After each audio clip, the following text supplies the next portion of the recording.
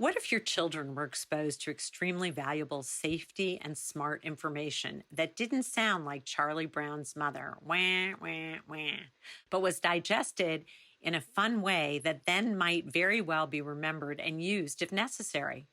What if the deliverer of this information was an adorable red dog named Rocket? And what if your kids knew what Rocket says goes? I know as a parent of former 4 to 9-year-olds, I would have felt relieved and could have used Rocket to reinforce messages to keep my children and their peer group safe. Welcome to Small and Gutsy, a podcast featuring interviews with nonprofit and social impact organizations under $10 million. My name is Laura Whitkoff, and I'm excited and proud to be your host. My hope is that you love the stories as much as we do, and perhaps you will find needed services, a job, volunteer, or donate.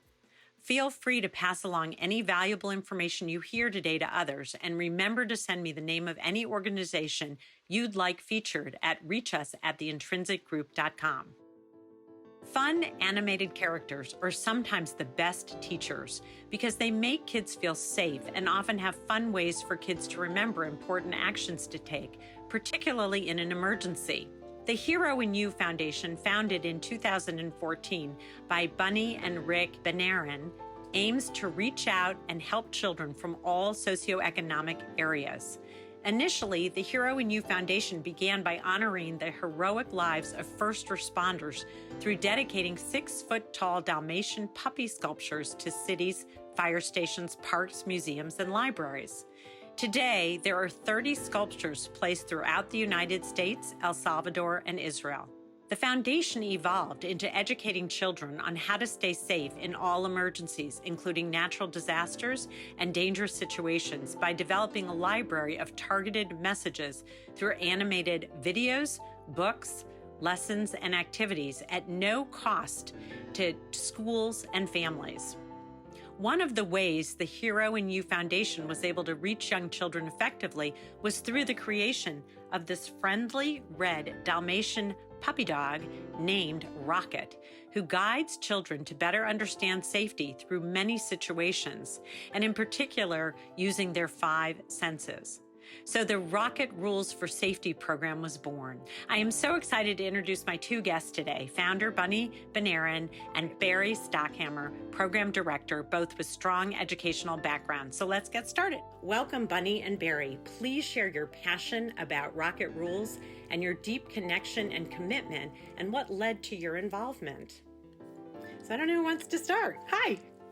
Hi, Laura. Thank you so much for having us. We're really excited to be here. The way everything started was exactly what you said. We started out donating the sculptures, which did honor firefighters and first responders. My mother was a nurse for 50 years, so I consider her a first responder. The term wasn't actually used then. She was a safety freak in that respect. I feel that my background with safety started at home, and she made sure that everything was safe in our home. The 1994 earthquake came. We lived in Canoga Park, which was just around the corner from the earthquake, and my mother was there during that time. I think that kind of woke us all up to what safety really was all about and what we needed to do to maintain our safety. In the meantime, I had educated kids in South Central Los Angeles, and also obviously saw where safety was an important part of those children's lives. So today what we're doing with Rocket Rules, and that's really the brand that we go under, is Rocket Rules for the Hero in You Foundation. Basically, what we're trying to do is give children the tools so that they can be prepared for any kind of an emergency situation. So these are life lesson tools that they can have through their entire life. And what we've done is taken safety even further than the natural disasters, and now have gone into the necessary emergencies that we're dealing with now in our lives today. What a beautiful legacy, honoring your mom in some ways and your past and what kind of brought forward in your own life. It's really remarkable where it's transitioned. And Rocket Rules seems to be really effective. Barry, you're the program director. I'd love to hear your thoughts about your commitment and passion about this program and particularly about the character. Yeah, thank you, Laura. The great thing about Rocket is he connects. He connects to all ages of kids, and in particular, 4-year-olds to 9-year-olds, and all adults love him as well. The issue is, this very carefully age-appropriate scripting that we give to Rocket, his voice, that allows him to connect with young people who don't get, unfortunately, as loving as all parents are, the well-calibrated, well-thought-out thoughts about safety. So, because the goal is simply create a schema in the brains of the kids so that it's not by happenstance that they know what to do in any situation while they're walking home from school or walking to school or in the community, but they actually have a sense that's been built now with Rocket's tools and his message that they understand and they get it. And as we all know as parents, children actually are capable of understanding their world a lot better than we tend to think, but we need to give them the boundary conditions and the sense of, okay, I'm not going to turn right down the alley, or I'm not going to play in a trash area where there might be knives and needles.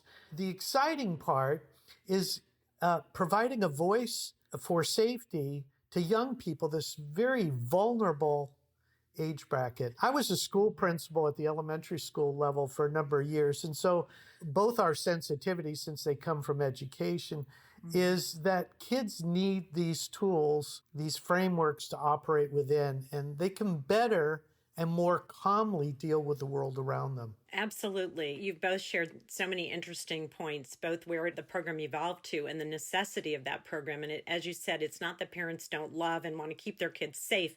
But I know as my kids are older now, but parents carry an anxiety that gets translated to their kids sometimes, rather than what Rocket does in a very fun, engaging, but clear way, as you pointed out, creates a scenario that then gets embedded in a child's mind. Oh, Rocket says, when this happens, this is what I should do.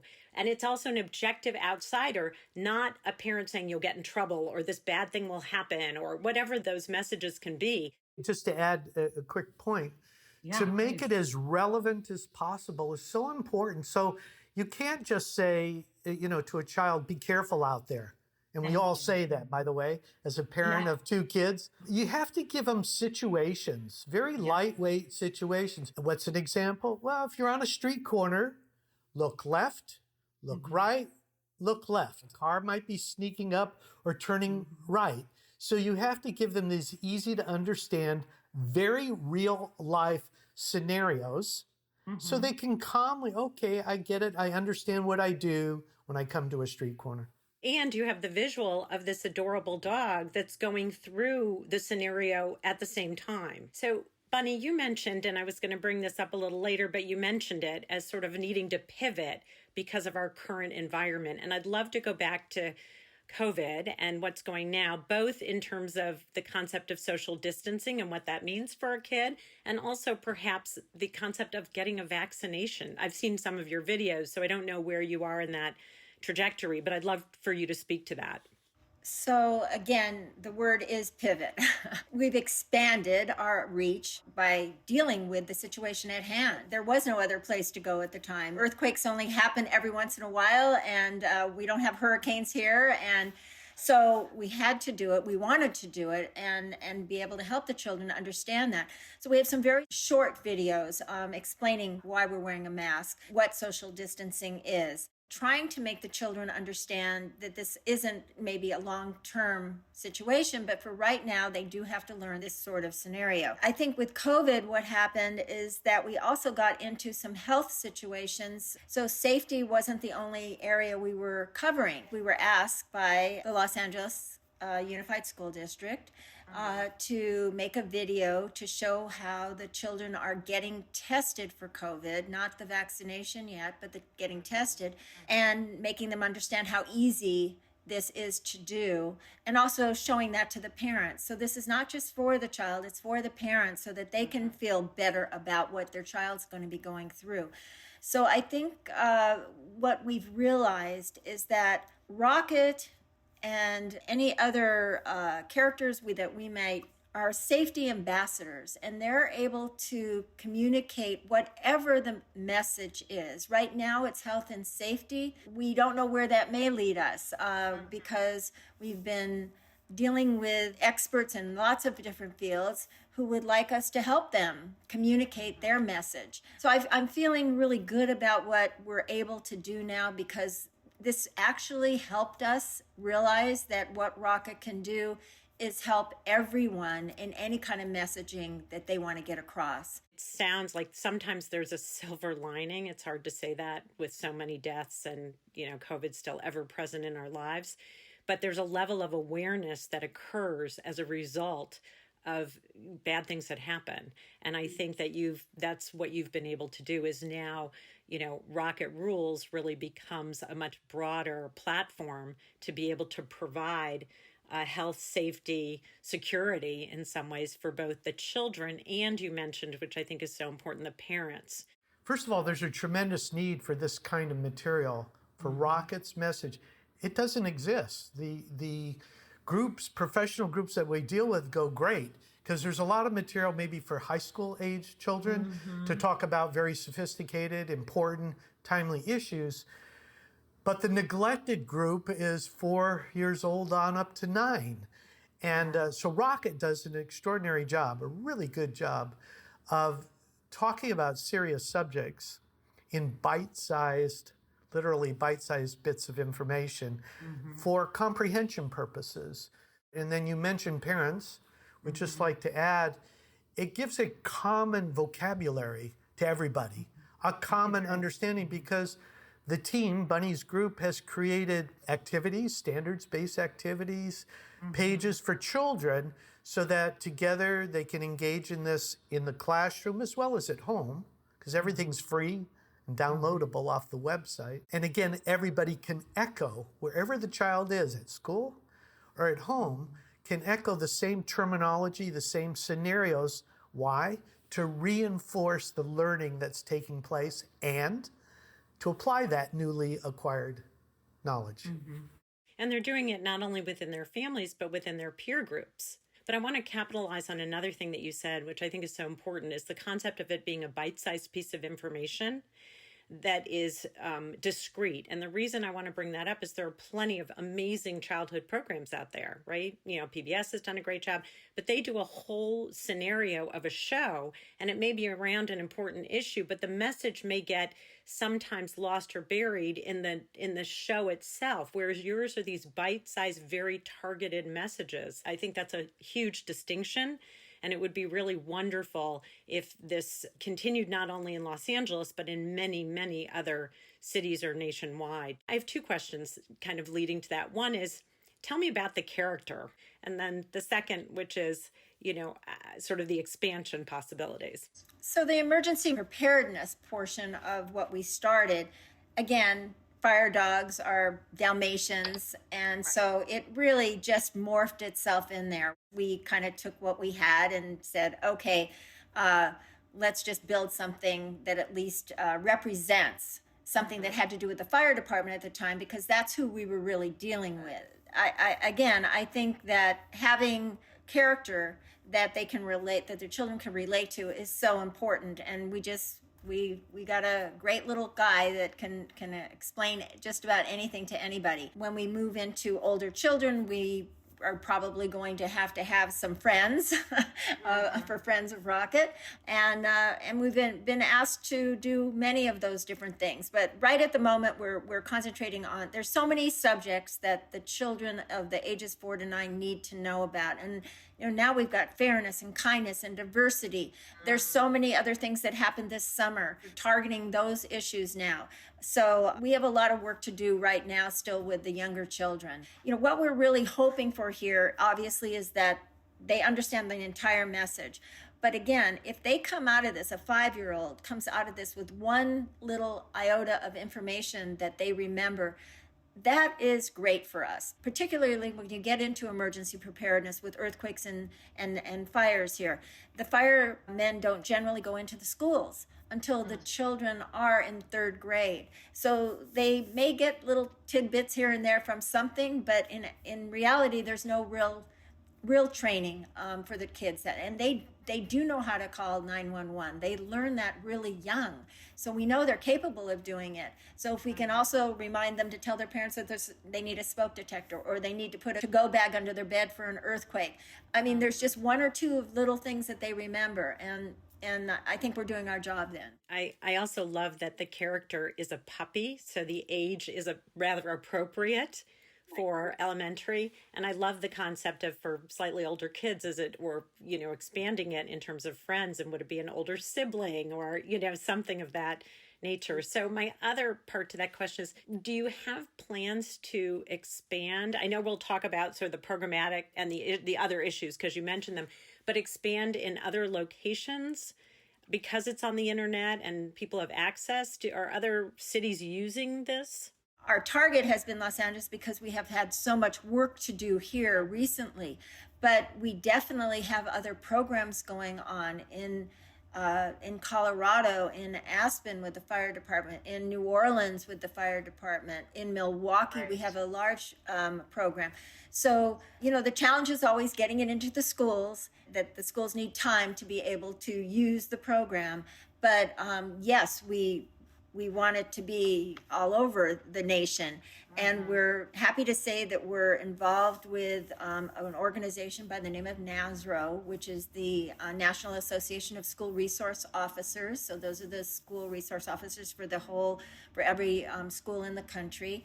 We hope that we will be able to expand through that organization also. So walk me through from inception of an idea or a request for an area, and you mentioned a few, so you're in the throes of that now in terms of issues of social inequity and kindness you mentioned, and diversity, and I'm just wondering if you can walk us through some inception to, and I know those are in process, but share with us how that works. What we want to do right now is we think it's important to have the people that we're working with invested in the subject matter that we're approaching. So at this stage, what we like to do is talk to, for instance, the people in the school district, say, okay, what do you need right now? What is it that you'd like us to work on? Because I think it's very nice to have an extended library of videos on a lot of different subjects. But right now, we would like to be able to target the subjects that they want to be involved in. Complement the curriculum that they're already using, rather than have them have to take special time to use something new and different from us. So that's what we're really working on now, is complementing what they already have, so that we will just be another vehicle for them to get that message that they're already required to do in the schools. What's so nice about that is you get buy-in from the issues that they're dealing with, and so there's a greater investment on their end to either participate, and then I assume you find experts in the field of the subject matter to pick their brain. But Barry, you take it from here because I don't want to make assumptions. So you're absolutely right. We create a small committee of people from the academic world of the district we're dealing with. We deal with the psychologists at the school district level. If it's traffic issues and away from the school issues, of course, you'll bounce it off knowledgeable safety people like law enforcement. And then we refine the message, because we know the age appropriateness of a child is you can't show a 30-minute video. You won't hold their attention. So it's kind of calibrated to the number of years they have, and we don't exceed it. So if someone's 5 years old, they're going to see a video less than 5 minutes, and more typically 3 to 4. But it's not just the video. To make the learning truly work, it's pulling on all the senses, audio and visual. And so we go back to the academics. Of course, Buddy and I both have an academic school background, and with someone else who is a special education specialist. We're going to create lesson plans to make it turnkey for the teachers. Here's the key questions to ask. Here's an activity. And by the way, when you're done, these are reflection questions to make sure it's sinking in. And then, we make recommendations like, well, have the child turn to their elbow buddy if they're in the classroom at the time. On Zoom, maybe it's a Zoom buddy, but have this sort of exchange to demonstrate that if you can articulate what you just learned, you're that much further along in comprehension. So my point is, after you pull together the experts and you refine the message, it's up to Bunny and myself to put it in language that is rocket language, and not academic, high-level academic. So I want to add one other thing. Our sensitivity is very high about the different learners that exist in a classroom. And therefore, in any given classroom, anywhere USA for the most part, but certainly LAUSD with its 600,000 kids, you are going to find English language learners, you are going to find special ed, you'll find gifted, and you'll find general ed. And a teacher is challenged. This is a very difficult job. Teachers are challenged to communicate and pass on the language to all levels of learners. That's a lot of differentiation. But we try to help the teacher by telling them, how to extend the lesson for the gifted, okay? And many of our videos are in English and Spanish. And Bunny was a leader in, let's take the earthquake, which is so relevant to the West Coast, and let's do it in 8 or 9 languages with our partners from the earthquake groups. At Southern California Earthquake Center. Yeah, so you'll find it in every language, major language that's relevant throughout the West Coast. Wow. But almost all our videos are done English, Spanish, again, to connect, because the kids are very good at picking up, if they're new to California, for example, they're very good at picking up the verbal part of it.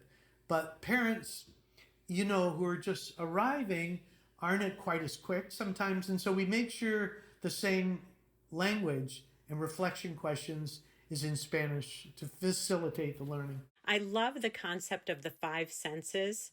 And you mentioned, audio and visual, but I imagine things like smoke and what does it smell like? I imagine you're using all of those senses in some way, and then teachers can build off of that. That program started out with the Los Angeles Police Department. We ended up calling the actual entire program the Sense of Safety. They had some wishes and trying to educate children and also communicate with them in the neighborhoods and everything to engage with their community. And they thought that if we could put together some sort of activity book with information in it where the police that go out into the communities would have to share with the children and work with the children, whether it was their PAL program, whether it was officers that just happened to be, on the street with the children, that this would be a good way to connect. We work with them on the subject matters that they wanted us to put into the Sense of Safety, and we started the book. We made that book. We've now made a color storybook on something we call Use Your Senses. And then we have another activity book that is the Use Your Senses expanded version of the Sense of Safety with even more subject matters in it. So this is, again, giving the children a chance to understand why we need our eyes, why we will smell smoke, like you said. Our senses are really important. Plus, we include the 6th sense, which is really your gut feeling about maybe I shouldn't go over there just because it doesn't feel good.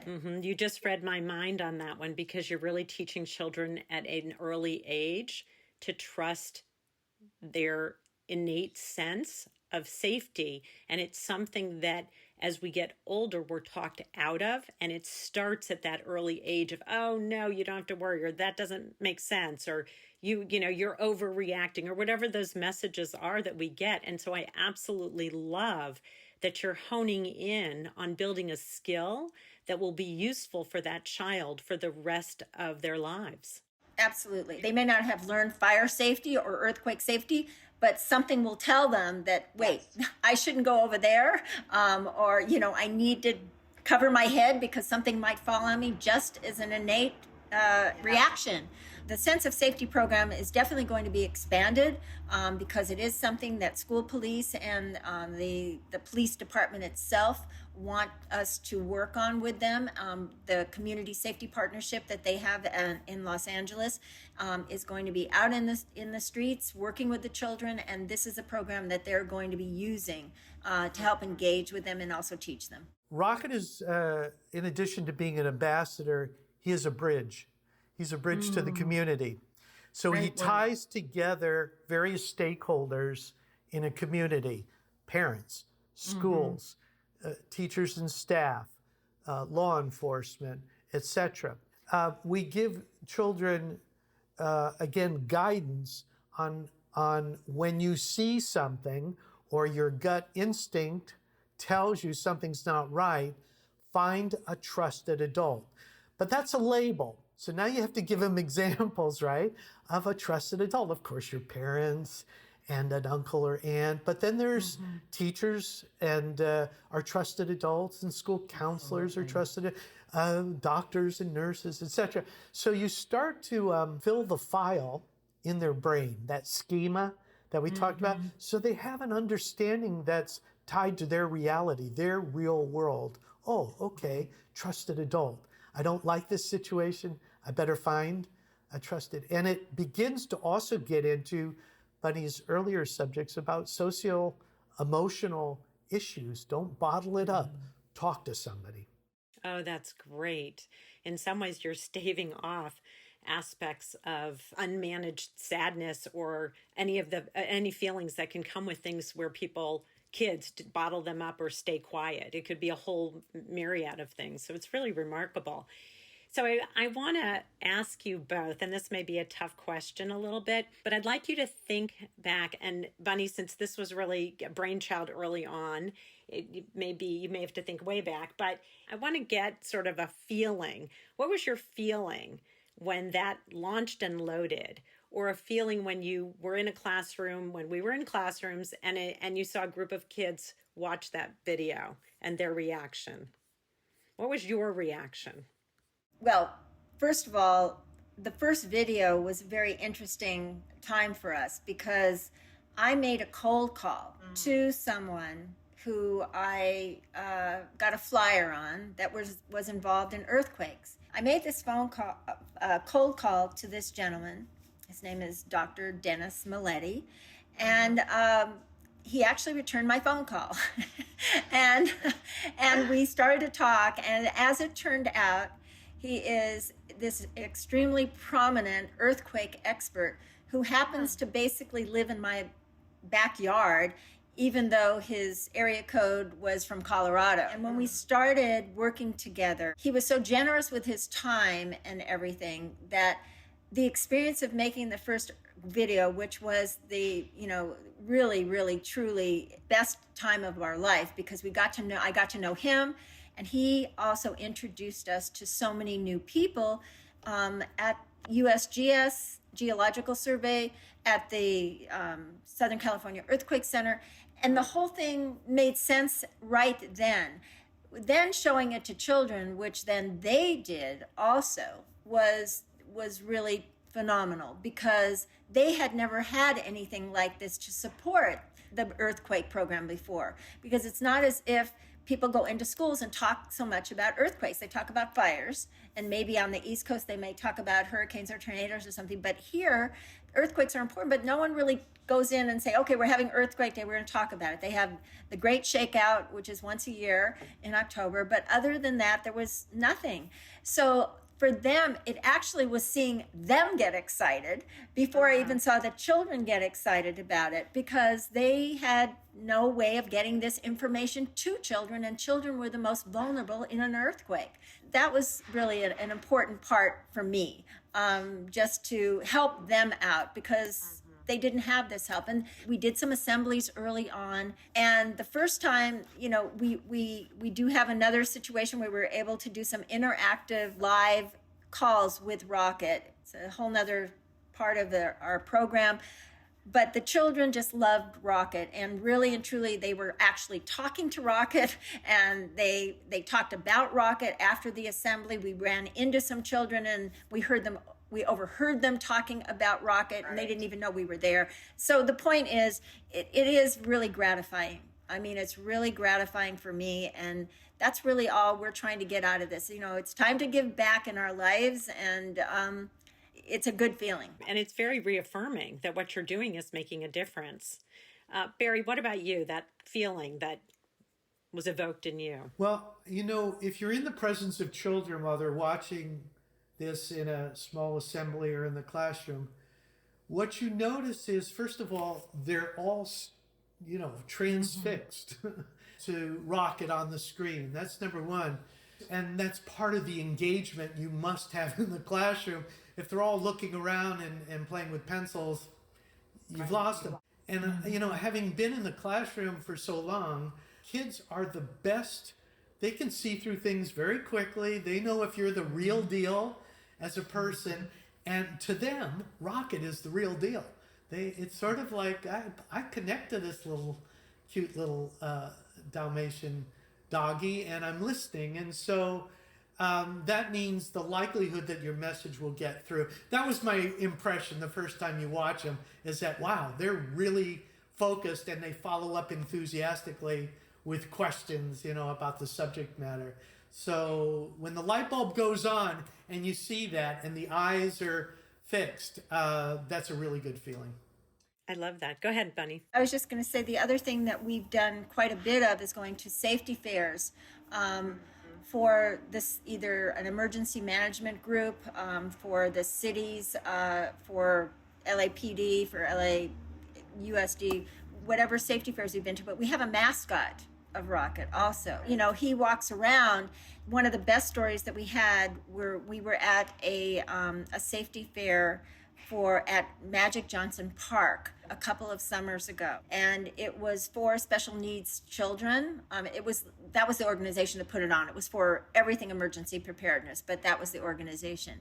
And there was a child that was in a wheelchair, and I guess was able to come out of the wheelchair, at certain times. This child got up out of the wheelchair, and the mother says, first of all, he hardly ever does that, and went over and grabbed Rocket. And she said he is usually so afraid of any of this kind of, characters or anything, Disney characters or anything. Something about it, I don't know, could have been the color, whatever it was, just connected with Rocket. And I'd have to tell you that it still kind of almost brings tears to my eyes, because this child was severely, impaired in a lot of different ways in development and everything, but there was Rocket. Tugs at your heart. It tugs at your heart. That gives me goosebumps, just that story. And what Barry said about being the real deal, that kids know, they have an innate sense of sort of who's real and who's not. So I really want to dedicate this podcast to the real deal. The real deal. Rocket, the real deal. He might have a new name, the real deal. I'm teasing. As you may know, Small and Gutsy podcast always has quick and gutsy questions at the end. So if you don't mind, there are just a few quick and gutsy questions I'd love to ask you both before we close out. The first one is, what is at the top of your wish list? However, the answer cannot be money or funding. So for me, obviously, we want this message to get out to as many people as possible. This has become my goal, and what I really want to spend a lot of time on. And I think spending that time, the more time I spend on it, the more I realize how many children need help with so many different things. We can only do so much. It's just, we only have a few on our staff, but the point is we really want to make that difference. And I think that with the partners that we have right now, we're going to be able to make some of that difference anyway. And I think that's the only thing we can wish for, is that we're helping and making that difference. And we hope Small and Gutsy is a little piece of that to try to get the message out for you. Barry, what about you? Yeah, I would say that the vision would be this national rollout, that this material is mandated in every school, because we're creating this package of material turnkey for the teachers. So I love that allows us hopefully to move it from several 100,000 children to tens of millions of kids under a mandated program. And we know a product of that vision is we're saving lives or serious injuries, because in any given moment, seconds may make a difference of whether that child makes a decision that ends up in death or serious injury. So if they have all this stuff in their brain and they're using their senses and they have great awareness of what's around them, it increases the likelihood that the right decision will be made at the right time, when split seconds can make a difference. What a beautiful wish. I wish too that it gets mandated. It's a necessary program, and so I'm on board with that. Anything I can do to help, I will help. If you were to think of a song that describes Rocket Rules, what would it be? I would jump in there without giving it a whole lot of thought as "Don't worry, be happy." I love it. That's This great. is Rocket's demeanor. With calm information, you don't have to go through the world afraid. You can be happy and calm. You've got the information, but be happy. I think that's great. Bunny, what about you? When I wish upon a star. Oh, I love that too. Oh, that's great. I think those are great. What makes Rocket Rules gutsy? Because you're definitely gutsy. So what makes Rocket Rules gutsy? Okay, so in my mind, the best part of what we're doing right now is being able to customize the message. So this is where we're meeting a lot of the people that we're meeting. We're not trying to force any information down their throat. We're now asking them, what message is it that you really want to convey? What is it that you're trying to get out to the people that you, even if it would be another nonprofit for that matter, we'd like to help. And this is a way to do that. And so I think most of the time, there's a lot of programs, they have one way of doing things and they go out to everybody that same way. It's expensive to customize. It's, everything has to be different each time we do it. But I think that that's what's special about what we're doing right now. The vision is great, that we want to help these kids get as much information as possible, but I don't want to force anybody to do anything that's not, in their interest. And I think there's probably some there's some good canned information that we have, for sure, but someone might want to put it in their own words, and they may have, a different way of saying how they want to teach fire safety or any subject. So I think that makes us a little bit gutsy, that we're willing to take that risk and make something special for each person that we're dealing with. Yeah, I love that. I think that's great. It's really tailored in a particular way, and it's really about their needs, not about what you want to produce. Barry, same question. I think what makes Rocket gutsy is he has the capacity he can take on any subject, the most serious subjects, and break it down. Because in a very thoughtful, well-calibrated, bite-sized version, to give kids age-appropriate information. Give us the seriousness, and we'll break it down surrounded by our experts to make sure, we're hitting all the key points. And so I think it's gutsy to take on what are the most serious problems and be able to deliver a real thoughtful, simple, friendly message appropriate for kids.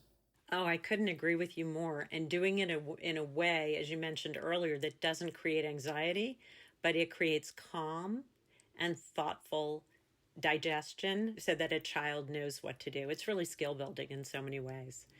What is something that outsiders or maybe even insiders don't know about Rocket Rules? Well, that may have been it right there. Again, I think when we started out, we were sending out videos to everybody and showing them what it is that we could do on a particular subject, but not necessarily, as you stated before, having them be invested. in our program.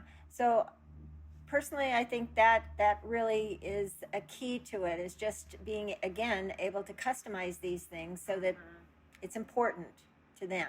It is. That's a really good point. Barry, any other things that maybe haven't already been said that's either insiders or outsiders don't know? I think there's a tendency to not fully appreciate, when you're first being introduced to Rocket, the power of engagement when a child connects to serious content through a very friendly little character. And Rocket as a bridge to very serious material is not, you love the character, but the deeper thought is, guess what? Your child does too. And that connection allows you to have a common dialogue. And so that power is realized eventually, when you really think about, gosh, what's happening behind the scenes here? My child loves this character. He's delivering. So it's the power of Rocket, what's really going on. That's really a great point. You may not even realize it till it starts to take hold. We have always given everything away free to everybody, including from the very beginning with any of the sculptures that we did. And sometimes giving stuff away free is not as easy as you think, because I think a lot of people think that there's an agenda behind what you're doing. And it's one thing about our organization. My husband and I literally just are lucky enough to be able to give back. And that's all really we want to do. All nonprofits don't have to do what they do. They do it because they have a passion for things and that they love what they're doing and that they want to help. But I think that's a really interesting point, because there were times when we were trying to give away things and people looked at us like, well, who are you? Why do you want to do this? And I'm going, my God, that's a strange question that I never thought I would have. Having been in business after teaching school, I thought, my God, people usually take something for nothing all the time. But but there are people who are weary of it. So it just that we are here just to help. And again, that's all we're looking to do. Right. It's that vision that you want to bring to life is really the insider and outsider may not realize that this is really altruistic. I mean, there really are people who are good, who are doing great work. And the two of you have really demonstrated that.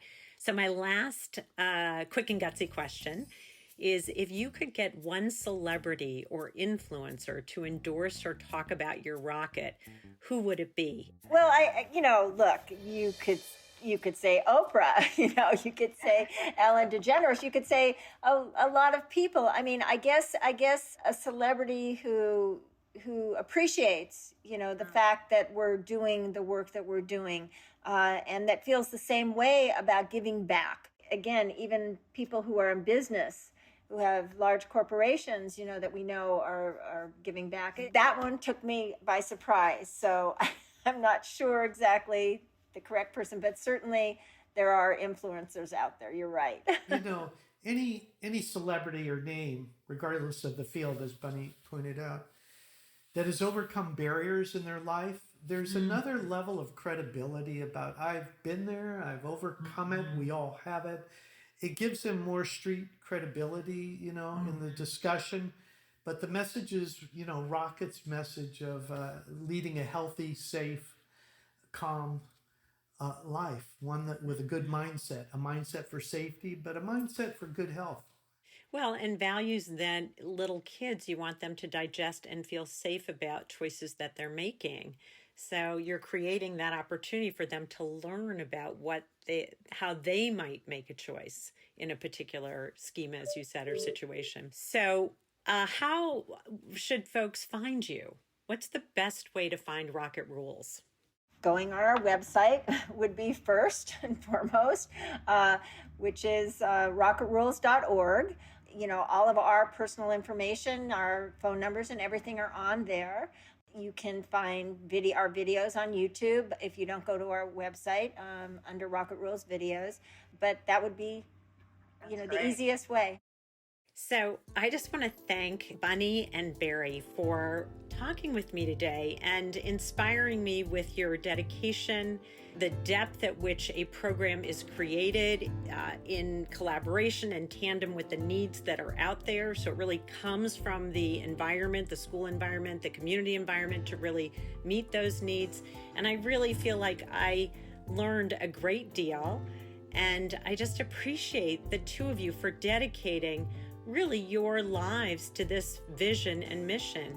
And my hope and wish is that it comes true. And if there are ways that Small and Gutsy can help make that happen, we're here to do that. Thank you. Thank you so much, Laura. Our blog of these small and gutsy nonprofits and small social impact organizations can be found in the organizational stories section of the Intrinsic Group website so that we can continue to link clients, volunteers, future employees, and donors to this small but mighty network. Of course, we can't take responsibility outside of our own vetting of the organization we interview. So before you sign on to support or work for them, we encourage you to do your own due diligence and research them as well. We just want you to learn about the small and gutsy nonprofit and social impact organizational sector so they can spread their story and their very impactful work. I want to thank my partners in this endeavor, the Intrinsic Group, a management consulting firm specializing in guiding organizations to leverage talent, optimize processes, and ensure their narrative is aligned with their culture. The volunteers, my co-producer, sound engineer, and composer, Pavel Franson, and my graphic designer, Nate Addy, my social work intern extraordinaire, Stephanie Tran. Please check out their bios on the Intrinsic website and all the folks, friends, and family who have guided and inspired me.